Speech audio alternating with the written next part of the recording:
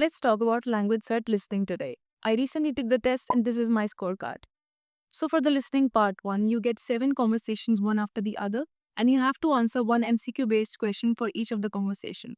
You will hear two speakers talk about a topic and the conversation will be incomplete towards the end. So from the three options that are given to you in the MCQs, you have to choose which of the sentences would be more suitable to end the conversation. I will attach a screenshot of the question format so you can have a look here. The best part of this test is all the recordings in the listening section will be played twice for you. So the best way to attempt this question will be you first listen to the recording properly, try to understand what's being talked about, and then there's a short gap before the recording starts playing for the second time.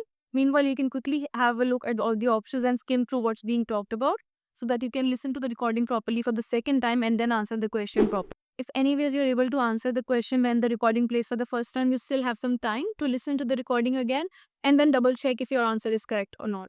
This question is less about your vocabulary skills but more about understanding general conversations. So you should be able to pick the main keywords, understand what they're talking about, maybe point out little clues from their conversation and understand the tone of their speaking to actually be able to answer the question. So practice more daily conversations. Try to understand the tone of the other person, if they're responding positively, negatively, or giving a neutral approach. You get 1 mark for answering each of the questions correctly. And although there are a lot of MCQ based questions in language cert, there is no negative marking, so that's a plus point as well.